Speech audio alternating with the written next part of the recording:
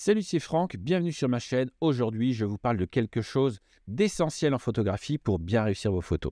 Vous m'avez demandé si j'avais une checklist mentale pour m'assurer de ne rien laisser au hasard avant de déclencher.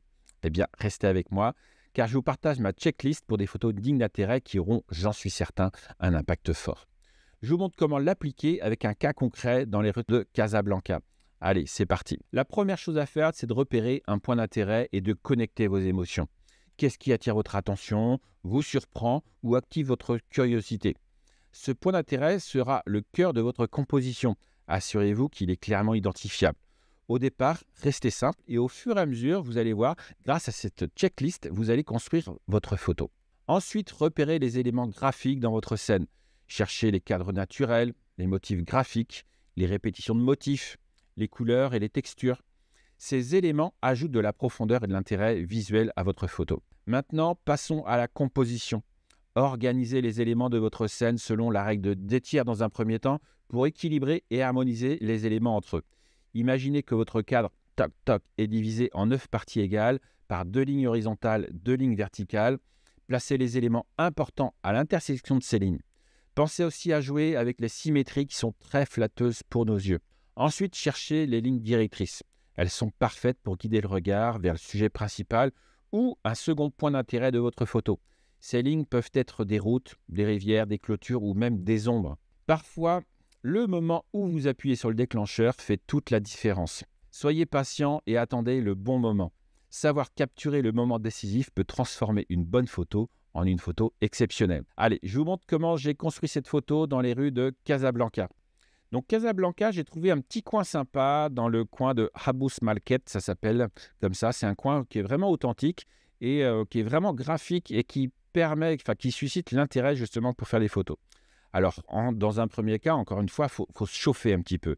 Donc, on va essayer de capter ce qui pourrait être assez sympa, assez graphique.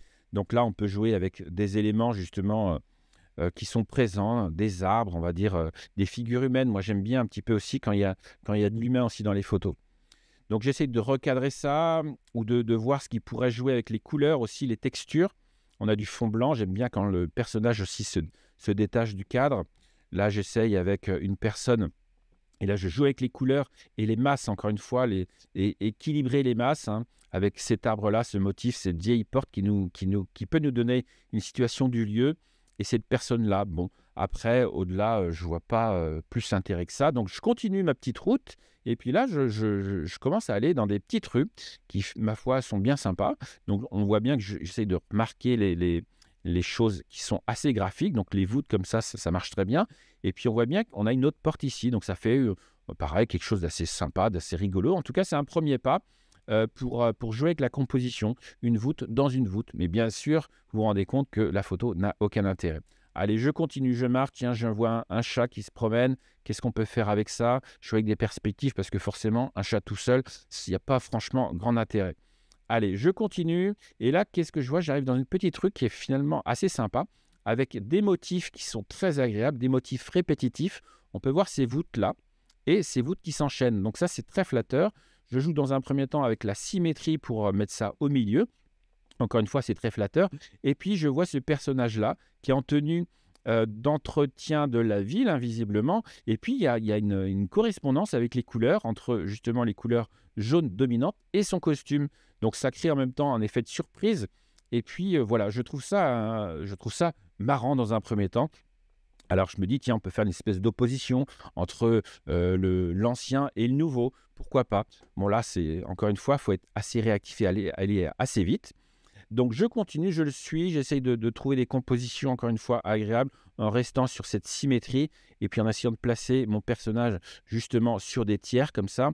Je regarde s'il y a autre chose qui peut susciter encore une fois l'intérêt. Bon, il n'y en a pas vraiment.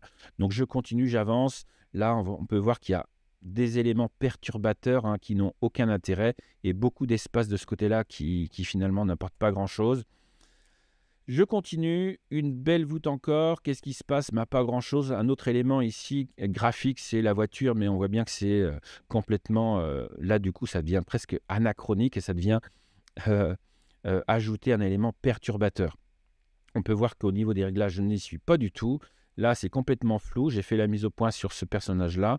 Bon, il n'y a pas vraiment d'intérêt non plus. Je continue, j'avance. Et là, il ne se passe pas grand-chose. J'essaye pourtant, encore une fois, de placer mon élément principal, on va dire, sur une ligne des tiers, sur l'intersection de ces lignes des tiers.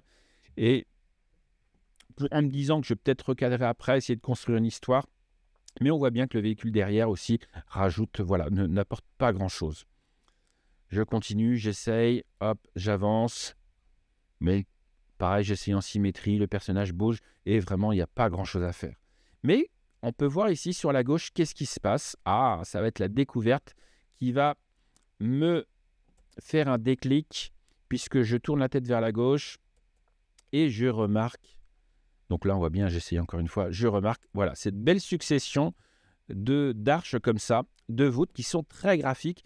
Et là, du coup, on a un intérêt, c'est que ça, c'est le premier stade. Et surtout, si je regarde là-haut ce qui se passe, on peut voir ici, voilà, le minaret qui se détache ici. Alors, j'essaye justement là de construire mon image. Tiens, un personnage passe. Excellent. Moi, j'adore ajouter des figures humaines dans mes compositions. Mais on voit bien que c'est un peu plat. Il y a beaucoup c'est pas très bien équilibré entre le sujet principal et le reste de l'image. Donc là, je le laisse s'échapper. Il ne se passe pas grand-chose. Et là, je commence à changer de point de vue. Je deviens accroupi pour mieux composer et intégrer le minaret dans l'image pour susciter justement une autre curiosité, un autre point d'intérêt.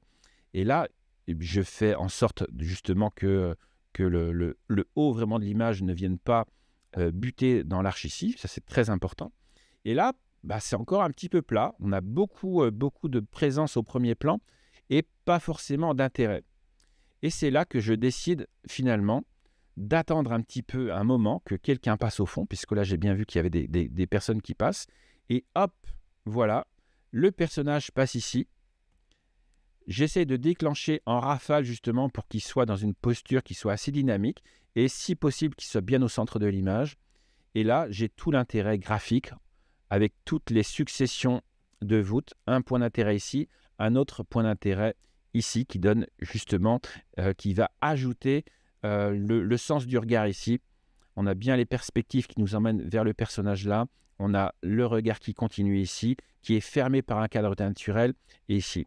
Différents retouches, besoin en couleur ou noir et blanc, à votre avis. Dites-moi laquelle vous préférez. En tout cas, c'est un petit peu comme ça qu'on va construire une image. Voilà, ça c'était ma checklist mentale pour une composition parfaite avant de déclencher. Donc n'oubliez pas, la pratique fait le maître. Là, vous avez bien vu dans cet exemple-là, il faut y aller, il faut se stimuler. Et après, hop, ça commence à venir comme ça. Alors, sortez et prenez des photos. Donc, si cette vidéo vous a été utile, n'oubliez pas de liker, commenter et vous abonner. Et si vous avez des questions sur comment réussir vos photos, je l'attends dans vos commentaires. Allez, à bientôt. Ciao.